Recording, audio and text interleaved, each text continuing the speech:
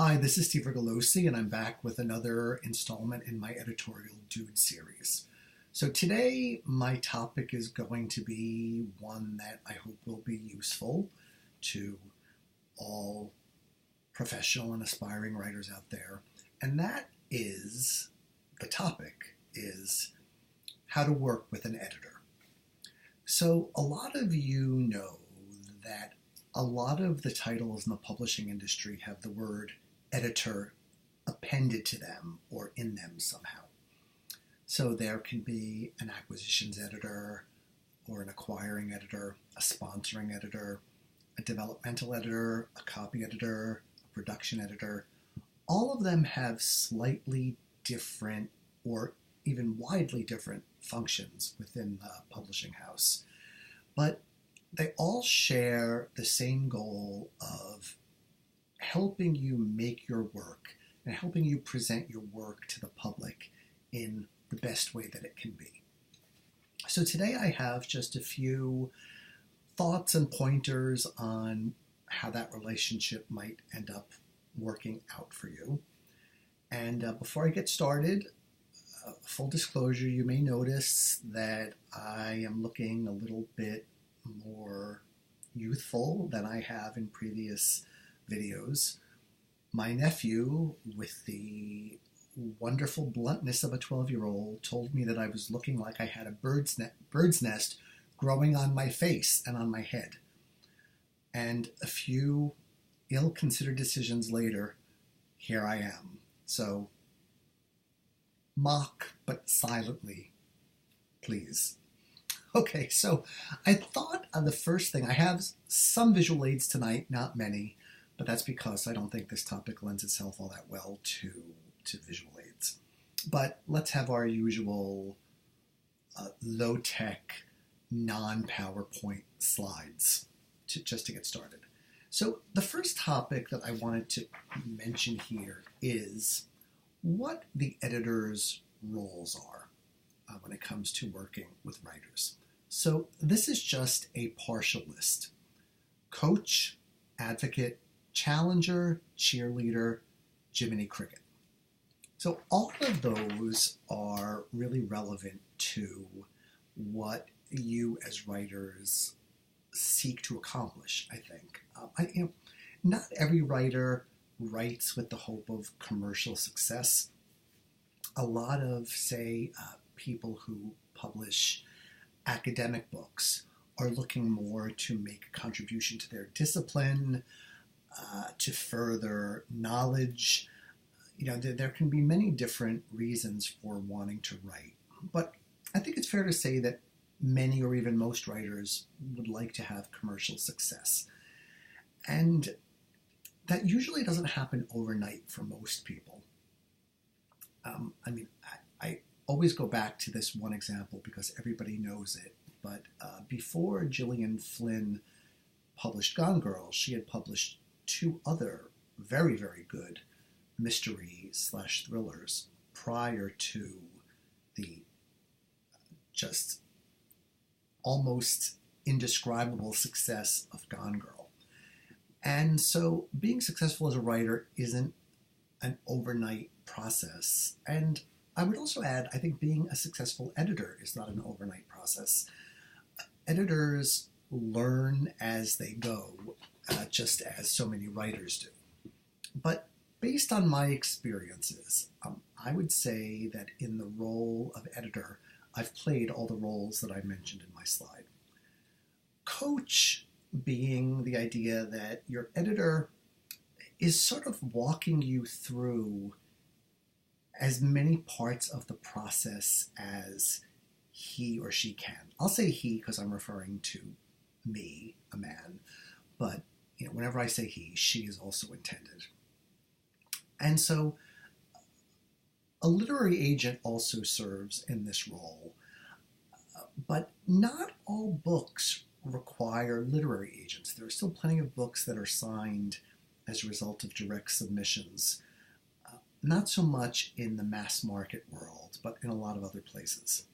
So as a coach, an editor walks you through the process and the expectations and really serves as a guide to help you navigate, the entire process from beginning to end. The editor will step in and out of some of those parts of the process, throughout the whole timeline, but the editor will almost always be there for you to answer your questions, explain the terms of the contract, which can be a little bit confusing. The contracts are often written in legalese, which makes them sound more intimidating than they're meant to be. A lot of that has to do with our litigation-happy society and the publishing company's attorneys just trying to protect the publishing company's interests, which they have a right to do. Writers have a right to have their interests protected, and publishing companies, which put up a lot of money or investment in terms of bringing a book to market, deserve to have their rights protected as well. So a contract can require some interpretation, and then day-to-day management of a project, not only at the macro level, sort of the big picture, but at the micro level, or what's sometimes called the line level, which means line by line in the manuscript. Your editor is there to help you. A lot of writers don't realize the editor's role of advocate. And by that I mean that signing a book, if you're an editor and you want to acquire, sign, or buy a book or a manuscript, you rarely have the ability to do that on your own. You've got to go to the powers that be above you most of the time and make the case that you believe that this book will be commercially successful. And you have to do a lot of due diligence, and you've really got to make your case. Because I'm here to tell you, there are a lot of people on editorial boards who like to push back on you and tell you why the book that you have fallen in love with will not be successful. And so it can be an extremely enervating and nerve-wracking process to get that book past the editorial board. So a writer doesn't necessarily see all of this, but it's happening.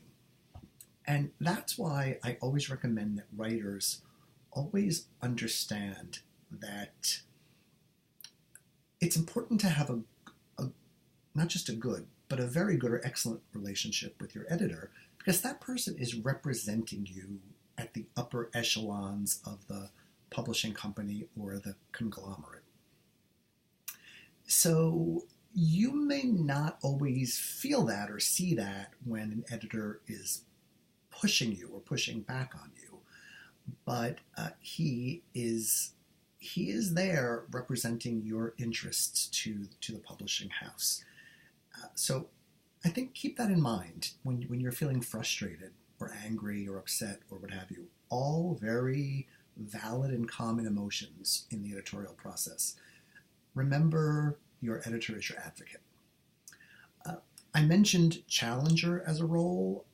By that I mean that it's very rare, in my experience, for a manuscript to come to you in a state of perfection.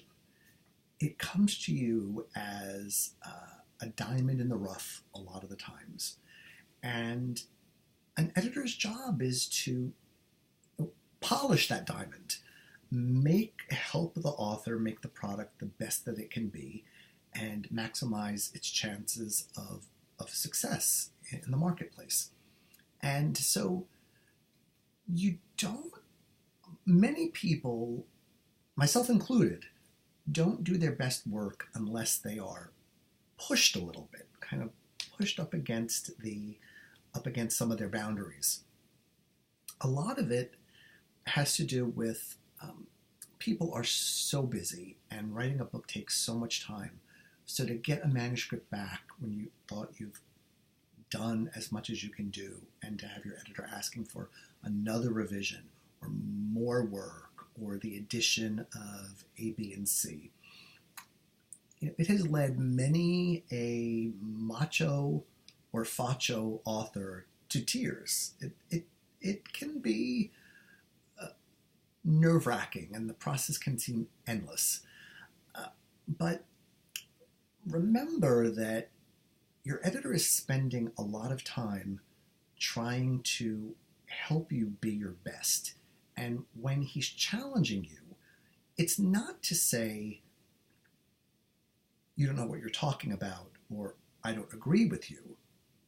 It's to make you look at your work and help you perceive it in a different way, maybe the way a powerful reviewer or a tastemaker might perceive it. Maybe make you aware of certain cultural currents or things that are going on in the world that may not be part of your purview within the world that you work in, but that have to be considered to publish a book successfully and so on.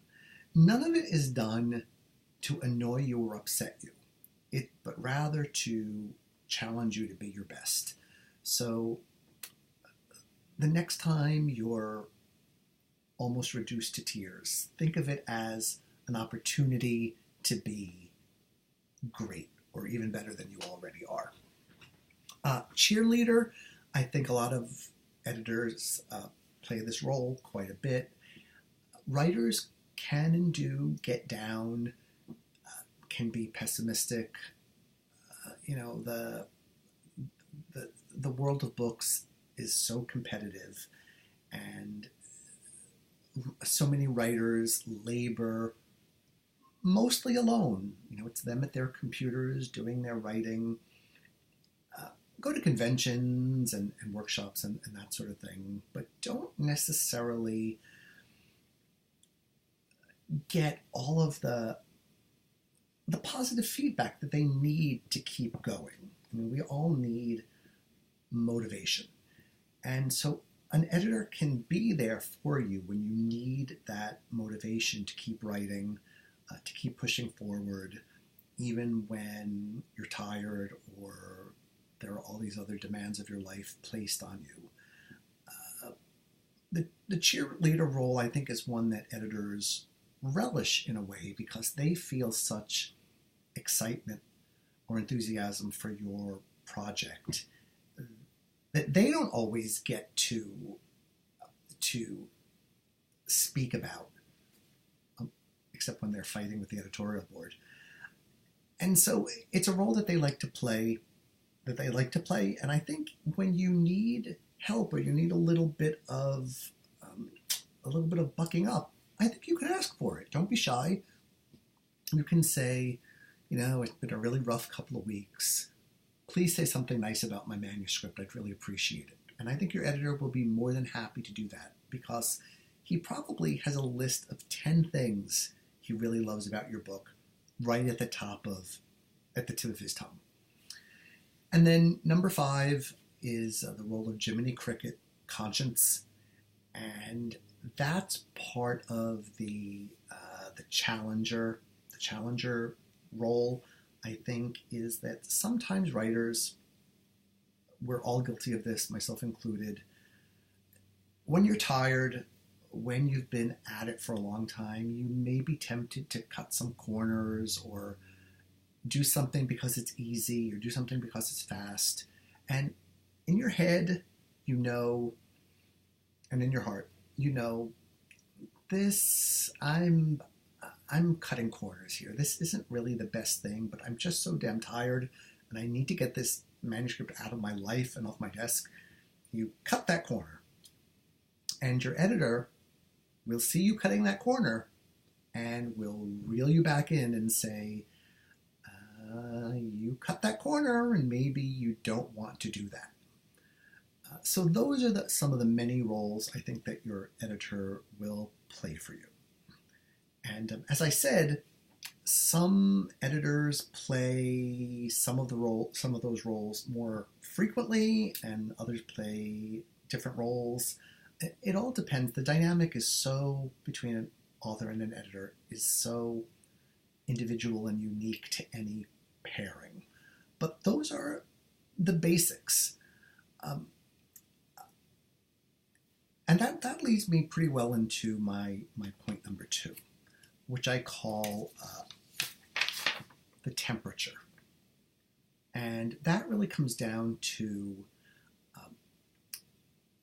is your editor your friend, or is your editor someone with whom you should expect conflict? And I think the answer is both. So a key thing to keep in mind, and I think this point gets lost too often, is that an editor, in addition to all those roles that I just mentioned, is really responsible for the financials on your book, the profitability of your book, and the success of your book. So editors are employees, like just about everybody else, and they are judged on their performance. And so certainly they're judged on their artistic performance in terms of publishing worthy books, but they're often judged also on their financial performance, how well their books do, in terms of sales, really. And this is why sales are so important. I mean, a lot of people almost feel that books as a cultural product should be beyond the constraints of commerce.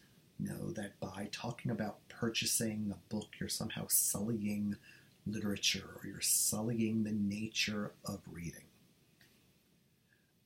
I don't believe that. I mean, books cost money to make, they cost money to write, they cost money to distribute and ship. And then there's all that money that you sort of eat in terms of returns when bookstores don't sell books and send them back to you. And the only thing you can do is basically consign them to a pyre. So your editor is going to really be looking at the financials on your book to make sure that what you earn in royalties justifies the advance that you get. So part of what will be going on in any editor-writer relationship is the editor's concern for success in the marketplace and the financials. So on the question of whether an editor is a friend or a person with whom you will have conflict, the answer is both. So many writers and their editors become very close friends. It's such a partnership, and it requires so much teamwork. You learn so much about each other in the process, and often develop very profound respect, but also you also often like your editor, and he often likes you. Not always, certainly, but many times. The reason I mentioned the term low heat in my low-tech, non-PowerPoint slide is one of the first uber bosses, high bosses that I ever had when I was a junior editor, learning my craft, or just starting to learn my craft because I continue to learn it every day, used to say that an editor wasn't doing his job if a condition of low heat did not prevail between the author and the editor. And by that, he meant that role of challenger or Jiminy Cricket that I mentioned a little while ago. And so I think that's actually, I never forgot that term, and I use it in my head a lot, even if I don't quote it as gospel to authors. We see in fiction, right, that what drives fiction is conflict. What also drives, I think, really excellent artistic creation is also conflict between the creator and those surrounding the creator. So, in other worlds beyond publishing, I've mentioned here before that I love music. I love hearing and reading stories about the classic albums and how they got made or didn't get made. And very often, in terms of these classic albums, you hear about the band members and the producer getting into fistfights and throwing chairs at each other and threatening to kill each other, and who's storming out and breaking glass. I mean, musicians, it can be very dramatic, but that passion gets funneled into the music. So I haven't been in too many publishing offices where windows got broken or death threats were made, but I do think that this condition of low heat allows the author to continuously be challenged to do what's best for the book. And so I would say, don't necessarily expect that your editor is going to be conflict averse. I don't think you can be a good editor if you're not willing to engage in some conflict. Part of, I think, growing as an editor is knowing how to choose your battles, which battles are worth fighting and which are not. Sometimes you just have to say the author feels very strongly about this, I just have to give in. And then there are other times where you think, if the author does this or does not do this, this book is going to flop. And then you really have to fight for what you know or believe to be true based on your market experience, your market research, or any other factor. So I close with the idea that conflict is not necessarily bad and can be very good if you keep your eye on the prize of a fantastic book. So point number 3 that I wanted to mention is to mention that I think both editor and writer have the same 2 goals in the editorial process. And that those 2 goals are teaching and learning. By this I mean that both the author and the editor throughout the process are constantly teaching each other and learning from each other.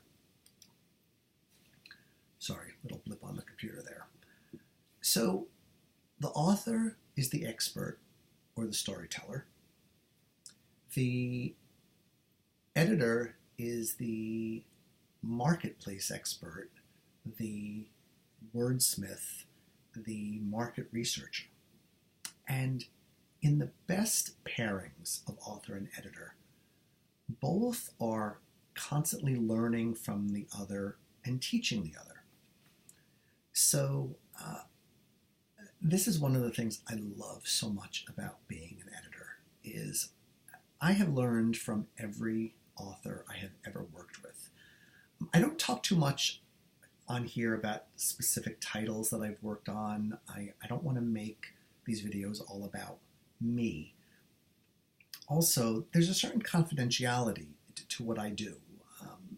You don't go around telling tales out of school. So even when I tell positive stories, I like to make them kind of vague, just to respect that confidentiality in that process. But I can tell you that I used to be the publisher of a geography list. I had several excellent geography books, which I love. That discipline I love. And the single person I learned the most from in my entire career was a geographer. It just changed my whole outlook on the way I see the world. It's a fascinating discipline, so interdisciplinary, combines culture and hardcore physical science and population and social science. It's really fascinating. And here in the United States, unfortunately, we don't seem to do a great job with teaching geography. But I have to say, if it's something that you're interested in or would like to learn more about, do a little bit of exploring and pick up a couple of geography titles, for the mass market, and you will enjoy them. So I just like to take a little bit of an aside here and talk about something that is bound to happen to a lot of, I think, experienced writers, is that you will, in the course of your writing career, find yourself working with an editor who is quite a bit younger than you are. And that, some people don't have a problem with it, but it's not always easy. And I think it's not always easy because by virtue of the age difference or difference in experience, there can be a perception of a misalignment. Why am I, this really experienced writer who has spent years honing my ability to write or tell a story, what can I learn from someone who is fairly new to the industry and is just starting a list or has just been promoted up through the ranks? It can be a tough situation.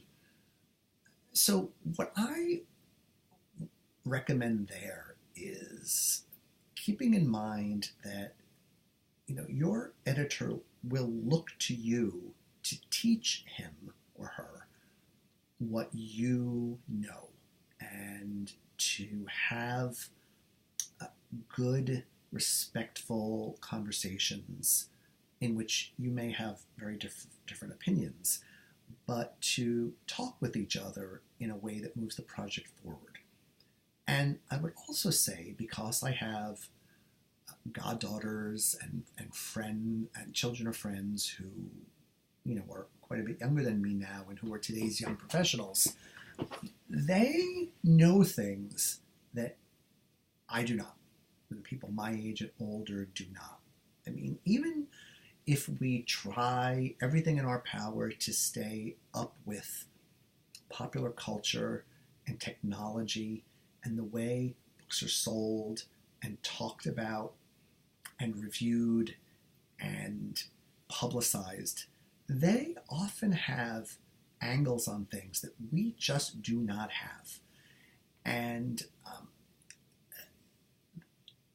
the mixing of two different experience levels or two different sets of life experience can lead to an extremely fantastic final product.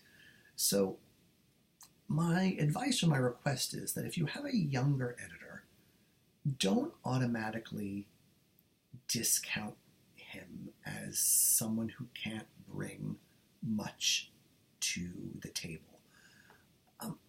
By the same token, if you're a young editor, I did this myself.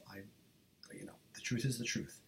When you're young, you feel like you have so much to prove, and you're also, well, this was common in my generation. I don't know if it's common in today's generation. I'll let those of you who have experience comment about this.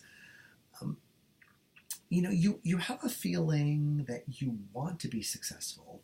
You're a little afraid that, you've been promoted too soon, or you may have some imposter syndrome where you think, oh, geez, I'm now in meetings with all of these senior editors who have these track records of success. I have to sound like I know what I'm talking about, even if I don't, or I'm not quite sure, or I'm just going on gut instinct.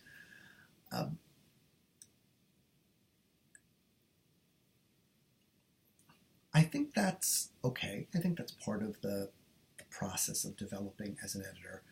But keep in mind how much you can learn from those who have gone before you and made mistakes and have learned from those mistakes. I have in my notes for videos that I'd like to make at some point the top mistakes that I've made in my career. And that will be a little tricky to do because I will have to tell stories. I can't mention titles, or I haven't figured out how to discuss them in ways that are suitably vague, but will be, I hope, instructive or interesting to listen to. But mistakes will be made, and an editor and an author can help keep each other on the same track towards success, pull back on some of the excesses, as long as the goal is an ongoing, continuing conversation and not a lot of Sturm und Drang and anger and rage. And for that reason, I would like to recommend the overall tone of any author/editor relationship to be one of mutual understanding. And by that I mean it would be ideal if authors understand and editors understand that everybody has the same goal ultimately. The goal is to publish a successful book, however you define success. And I've seen situations where conflict has escalated to a point where I've seen authors accuse editors of trying to ruin their book, and I've seen editors accusing authors of wasting their money.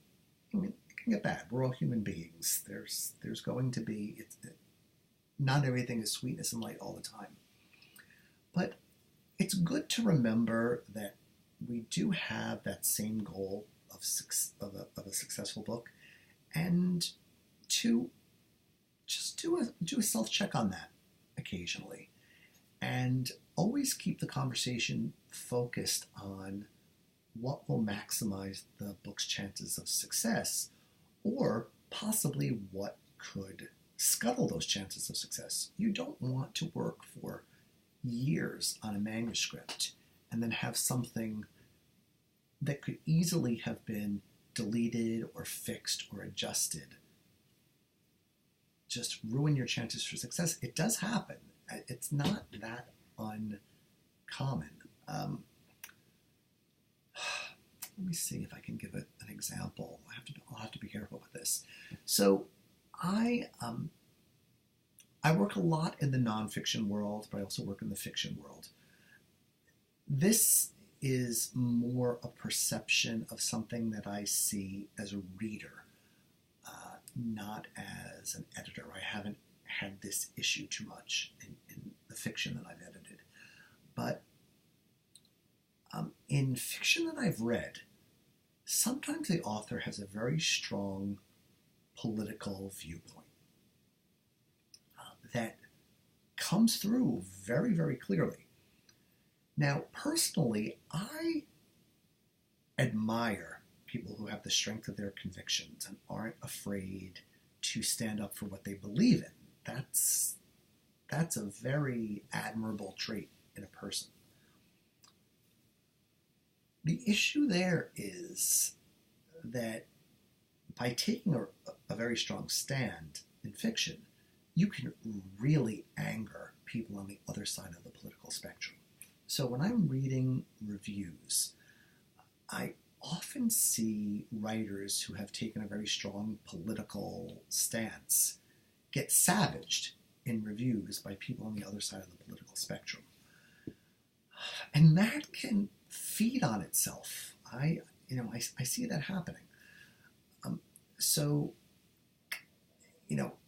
If I were ever to get a manuscript that came across my desk that was highly political, I would talk with the author about what is to be expected from that type of manuscript, and whether it's worth maybe pulling back on it a little bit to try to make it more palatable to a larger number of people, or not. I mean, they're just conversations that need to be had. Um, and I think that's where a heart-to-heart conversation between author and editor is a wonderful thing to have, because the author can say, listen, I feel very strongly about this. This is my mission. This is what I really want to accomplish. And I don't want to convert my book into something that is sort of milquetoast and doesn't make anybody think, or doesn't challenge the status quo, or what have you, anything that would be controversial. It's good to go into the marketplace knowing what you have and what the reaction might be, so that you can prepare. And preparing can mean any number of things. So I will close by just recommending or asking that you never forget the two magic words when working with any editor. And those magic words are not unique to the publishing world. Magic words are thank you. So editors work behind the scenes to make your book successful. Your success is their success. Your name is on the cover. Their name is maybe way at the back of the book in the acknowledgments. The author gets the glory, and the editor gets the pleasure and the satisfaction of doing a job that he loves doing. But just because it is the editor's job doesn't mean that thanks are not very welcome, and I would argue a necessity. In my career, and it's 30 years now, I only have worked with two authors who have not said thank you to me. I remember their names.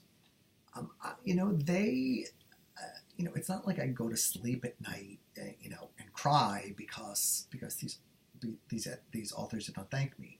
But it did smart at the time. One was, and this author will never know this, but I had a royal battle getting that book through the editorial board. This was at a publishing house where the editorial board was brutal. I thought at the time that they were all possessed by Satan. In hindsight, I realized that they had very, very good editorial minds, but I was younger, and nothing was easy with them. And I worked for weeks and weeks and weeks to get this book through, and practically had to promise the editorial board my firstborn. But I got it through, and the book was published. It did okay. It didn't light up the heavens, but it did okay. And this author never once said the words thank you to me. I had flown quite a long distance to present her, with a contract. There was just no recognition that I had done anything to help her achieve her dream of being published. Maybe she had some things going on in her own life, maybe she didn't. But I don't think it was good karmically, and I never really forgot it. I think there's a lot to be said in our world for graciousness. And I worked hard on that book. And like I said, it did okay. But I wish she would have said thank you. That would have been nice. So that's it for tonight on how to work with your editor effectively. I'd like to close with a recommendation for a particular book that I've enjoyed. Often I'll talk about an author, but tonight I'm going to talk about one specific book because I've only read one book by this author, but it was a humdinger. I really enjoyed it. And the book is this one here. It's called Never Kill a Friend by Martin Hill. So this book is a mystery thriller set in Washington, D.C. The protagonist is a D.C. Metro homicide detective, Shelley Krieg, a 6'4" African-American woman who kicks some ass, takes no prisoners, and gets the job done. So what I really, really enjoyed about this book is that so many books that are set in Washington, D.C. they're set in the halls of power, the nation's capital. So you think of them as being about lobbyists and senators and congressional representatives and the judiciary, all that Washington, D.C. stuff. But we don't get to see that many books that are about the people who live in Washington, D.C., the neighborhoods of Washington, D.C. And of course, James Patterson has done this with the Alex Cross books. So it's not like it has never been done. But one of the reasons I like Never Kill a Friend so much is that there's a sense, it gives you a sense of how native DCites, DCers, I'm not sure what the demonym is, how they live and go about their business. With all this insanity of national politics going on around them, they have to get out of bed, go to work, do their jobs. And in Detective Shelley Krieg's case, solve crimes. And in this one, she encounters a sort of an urban Robin Hood who takes from the unworthy and gives to the worthy. And who wouldn't love that? That's almost that's the stuff of legend. And I almost wish there was more of it going on these days.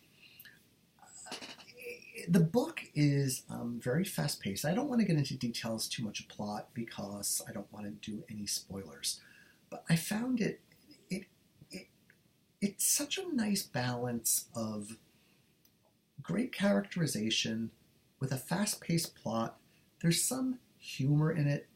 Shelley, who's, like I said, very, very tall, 6'4", has a sidekick who's very, very tiny. So, you picture the Laurel and Hardy of Washington, D.C., who have a real affection between them. They've been friends a long time. They're very, very different. But you see the affection there. It's so nice. It's almost like the affection between Ma Ramatsue and Ma Makutsi in the #1 Ladies Detective Agency books, where you just feel it on the page. And I just really enjoyed reading this book. I closed it and I thought, wow, the author did everything right, from the characters to the plot to the setting to the quality of the writing. So I look forward to more from Martin Hill. I believe he has several other books out. I haven't read them yet.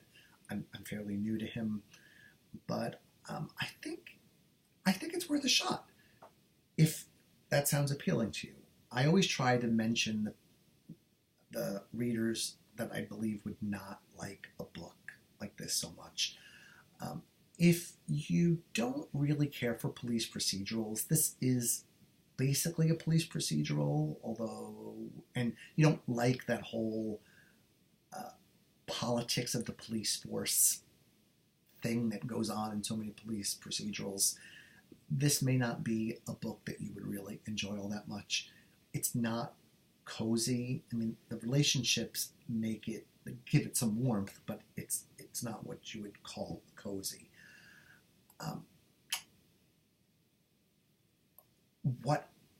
Something I loved about this book is there are one or two fantastic surprises that I did not see coming, including one that I had to tip my hat to Martin Hill, because I thought, wow, you so misled me into believing something that was absolutely not true. And I would have bet everything that I was right. And I love being proved wrong when I'm reading a mystery. I just feel like that's proved to me that the author is smarter than I am, and I like that as a reader. So again, the book is Never Kill a Friend by Martin Hill, and the detective is Shelley Krieg of DC Metro. So give it a shot. I think you will enjoy it. Thank you as always for listening, and I'll be back with more videos when the time is right. Good night.